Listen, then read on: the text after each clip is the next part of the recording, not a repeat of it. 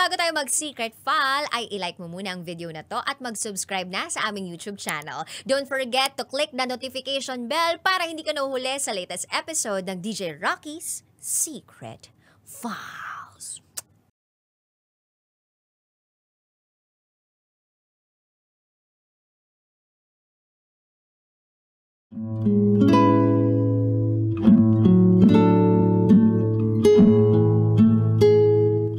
And now, it's time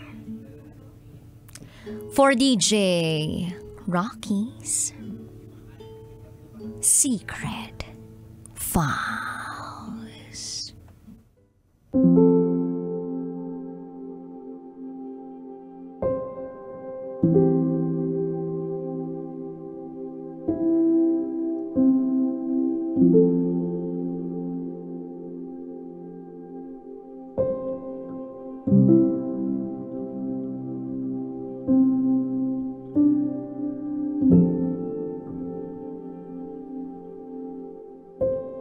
May kasalanan ng doktor sa pagkamatay ng tito ko.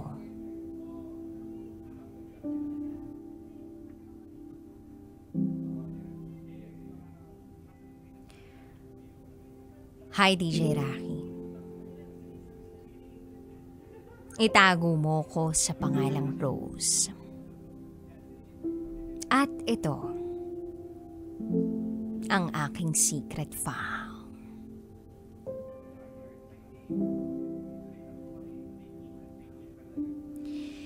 Year 2021 ay ang taon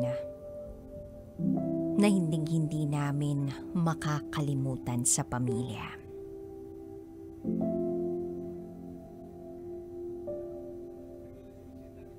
Yun yung taon na kinuha sa amin ng may kapal ang pinakamamahal naming tito.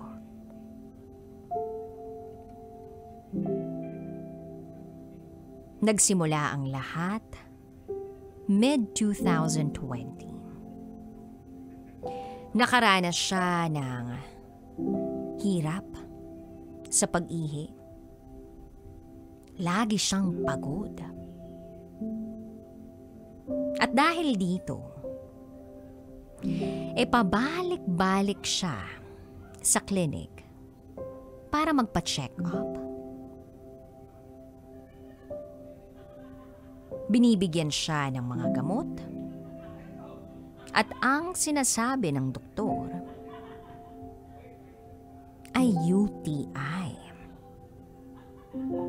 UTI lang daw. Urinary tract infection. Ang solusyon? Uminom lagi ng tubig.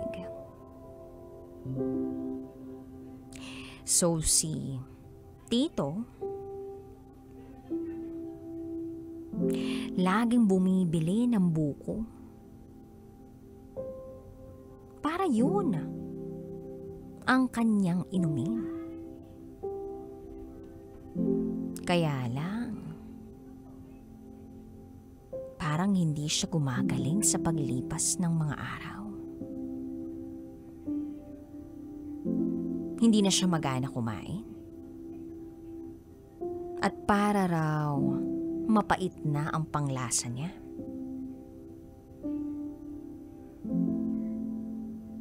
Mga ilang buwan din siyang ganon.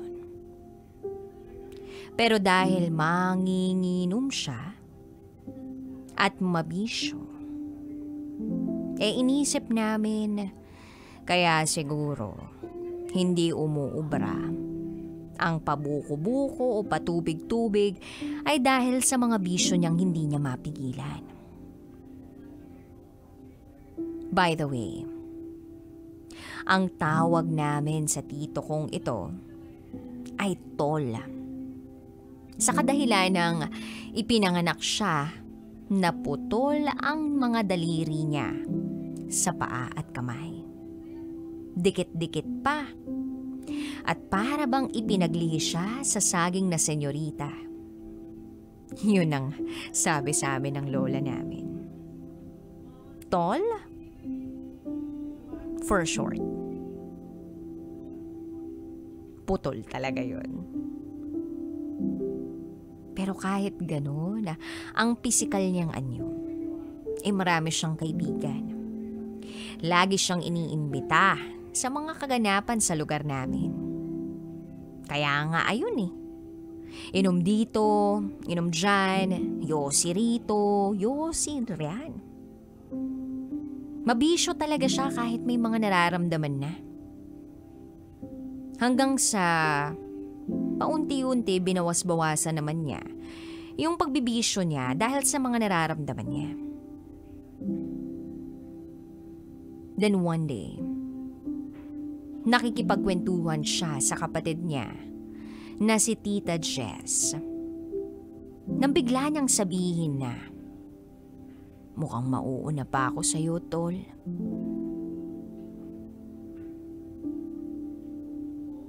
Natawa naman ang tita ko.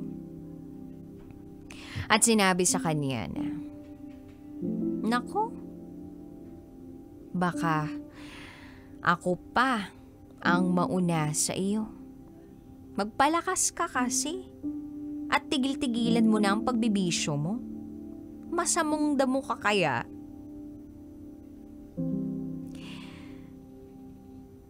Sabi ng tita ko doon sa tito ko. Tanda ng pagmamahal ng isang ate sa kanyang bunsong kapatid.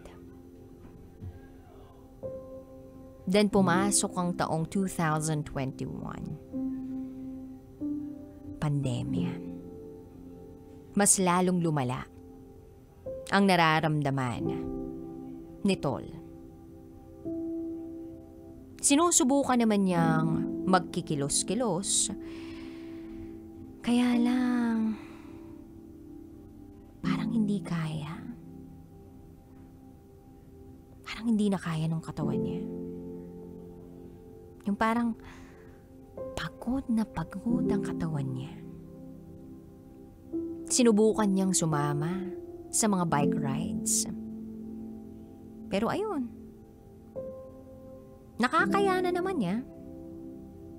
Pero pagod na pagod siya.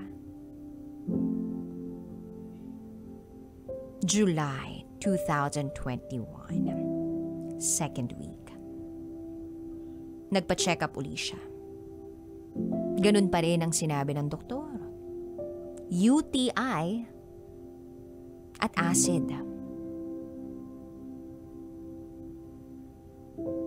Until such time na parang hindi na naniniwala ang pamilya namin dun sa doktor na pinagtatanungan niya. Kaya ang sabi ng tatay ko, ipa-general check-up na si Tol. Dahil hindi na tumitigil ang pagpapa-check-up nito. Same day, pina-general check-up siya. At dun kami nagulat sa resulta. Kailangan niya raw na magpa-dialysis agad-agad. Hindi kami makapaniwala. June 4, namamaga na ang mga paa niya. Super sakit ng ulo niya. Kahit anong gamot, hindi na tumatalab. Pandemic. Super higpit sa mga ospital. Hanggang sa dinala namin siya sa isang private hospital para madialysis. Ginawan siya ng x-ray. Sabi nila madadialysis agad-agad. Matagal na naghintay ang pamilya ni Tol. May nakita na tubig sa baga niya. At ang sabi ng nurse, hindi siya po pwedeng madialysis. Natakot sila. At baka raw may COVID ang tito ko. OMG. Nasa emergency na si Tol. At kitang-kita ko na mahinang-mahina na siya. Ka-video chat lang namin sila noon. Kaya sabi ko kay Tito, Tol, konting tiis lang yan. Kakayanin mo yan. Kalmadong kalmado kami noon. Dahil sinusubukan namin na huwag iparamdam kay Tol ang pag-aalala namin. Para rin kasing hindi mag-sink in sa amin lahat ng mga nabalitaan namin. Ang bilis sa mga pangyayari. So kahit takot kaming dalhin si Tol sa public hospital. Dahil ang bali-balita, kapag pumasok ka, hindi ka nalalabas ng buhay. Around 10 p.m., ilang oras sila naghintay. Awang-awa kami.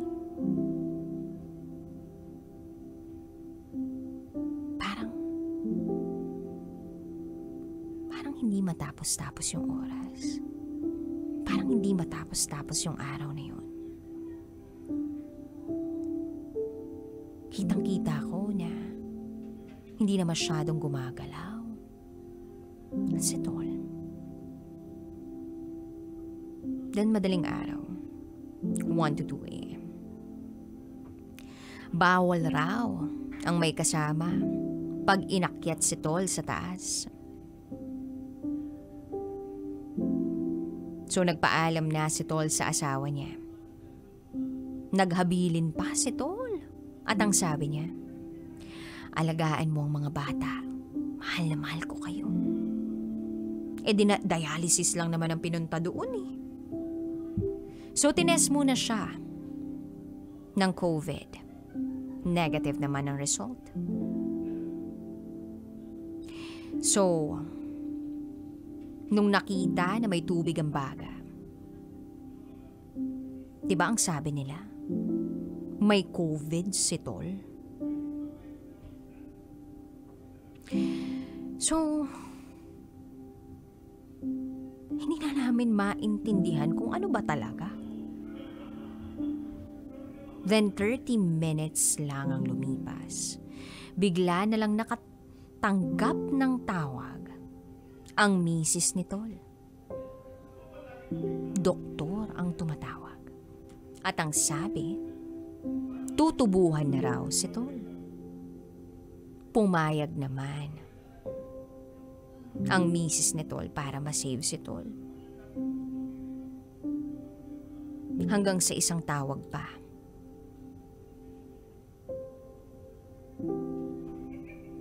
Ang nangyari.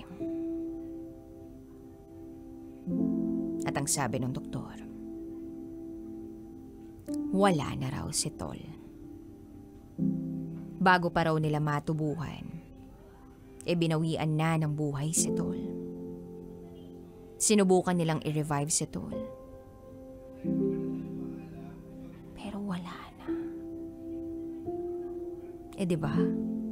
Dialysis lang naman ang kailangan ni Tol doon sa COVID ward, kaya nga siya dinala ron sa ospital. Tapos biglang nasa COVID ward na pala, dadalhin. Hindi man lang nila hinayaan na makita. Kahit sa huling pagkakataon si Tol ng asawa niya.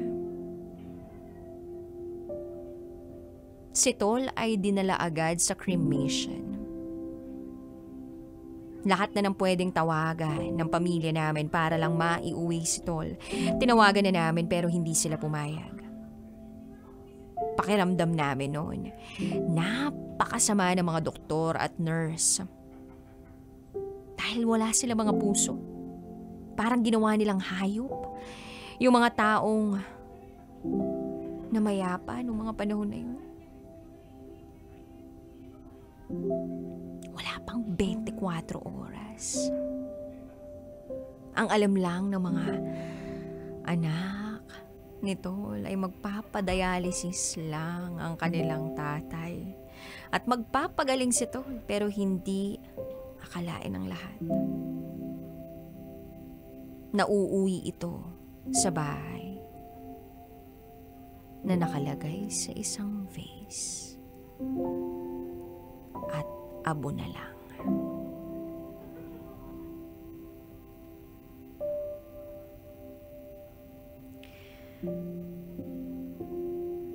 May 2 anak si Tol.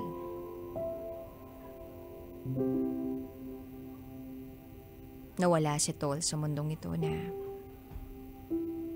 hindi niya man lang nalalaman.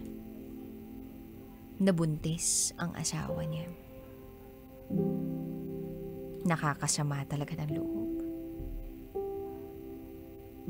Dahil hindi naman siya nag-positive sa COVID.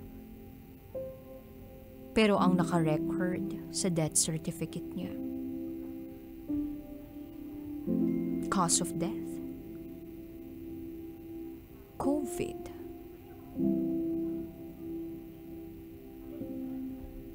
Ang sakit. Gayunpaman, marami ang nakiramay at naniniwala na COVID ang kinamatay niya. Alam namin sa pamilya namin na hindi lang yun ang rason. O posibleng hindi talaga yun yung rason. Nalaso ng katawan ni Tol dahil meron siyang kidney disease. Hindi man lang nakita ng doktor na kung sana'y dati pa nakita, edi sana'y buhay pa siya ngayon.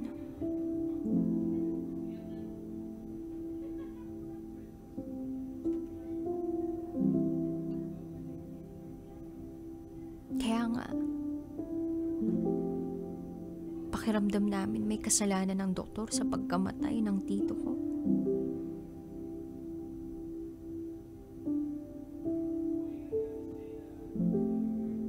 Kaya ang maipapayo ko sa mga nakikinig dyan, pag may nararamdaman kayo,